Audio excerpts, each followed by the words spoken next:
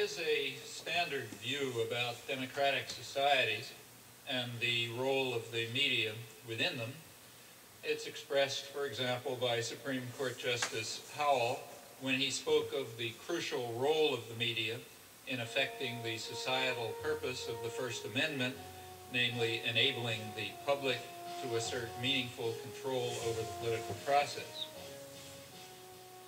That kind of formulation expresses the understanding that democracy requires free access to information and ideas and opinion,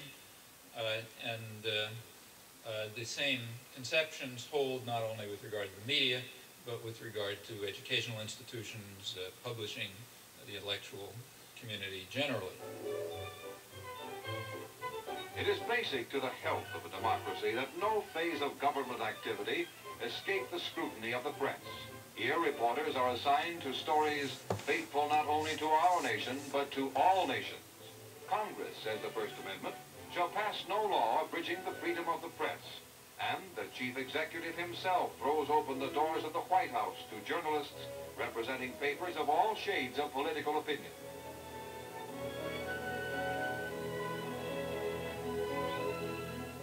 But it is worth bearing in mind that there is a contrary view. And in fact, the contrary view is very widely held and deeply rooted in our own civilization. It goes back to the origins of modern democracy, to the 17th century English Revolution, which was a complicated affair, like most popular revolutions. There was a struggle between Parliament, representing largely elements of the gentry and the merchants, and the royalists, representing other elite groups, and they fought it out. But like many popular revolutions, there was also a lot of popular ferment going on that was opposed to all of them. There were popular movements that were questioning everything. The relation between master and servant, the right of authority altogether, all kinds of things were being questioned. There was a lot of radical publishing. Printing presses had just come into existence. And this disturbed all the elites on both sides of the Civil War. So as one historian pointed out at the time, in 1660, he criticized the radical Democrats, the ones who were calling for what we would call democracy, because they are making the people so curious and so arrogant that they will never find humility enough to submit to a civil rule. Now, underlying these doctrines, which were very widely held, is a certain conception of democracy. It's a game for elites. It's not for the ignorant masses who have to be marginalized, diverted, and controlled, of course, for their own good. The same principles were upheld in the American colonies. The dictum of the founding fathers of American democracy that, I'm quoting, the people who own the country ought to govern it, quoting John Jay.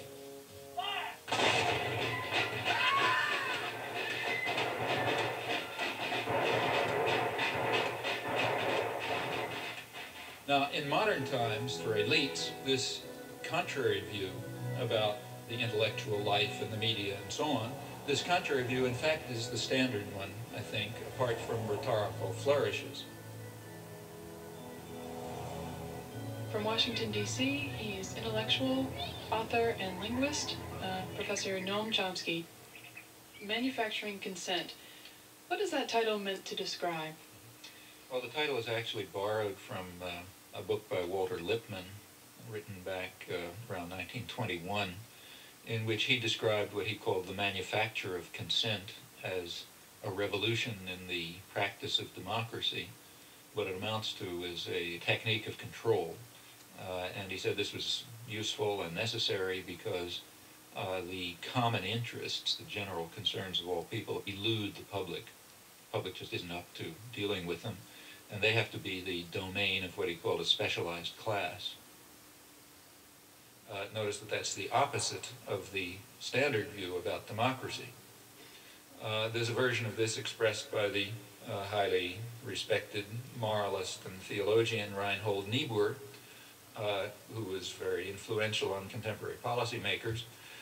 His view was that rationality belongs to the cool observer, but because of the stupidity of the average man, he follows not reason but faith. And this naive faith requires necessary illusion and emotionally potent oversimplifications, which are provided by the myth maker to keep the ordinary person on course.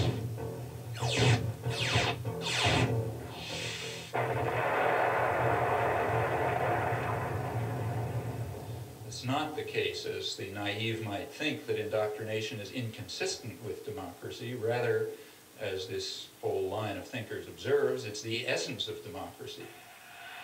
The point is that in a military state or a feudal state or what we would nowadays call a totalitarian state, it doesn't much matter what people think, because you've got a bludgeon over their head and you can control what they do. But when the state loses the bludgeon, when you can't control people by force, and when the voice of the people can be heard, you have this problem. It may make people so curious and so arrogant that they don't have the humility to submit to a civil rule, and therefore you have to control what people think. And the standard way to do this is to resort to what in more honest days used to be called propaganda, manufacture of consent, creation of necessary illusions, various ways of either marginalizing the general public or reducing them to apathy in some fashion.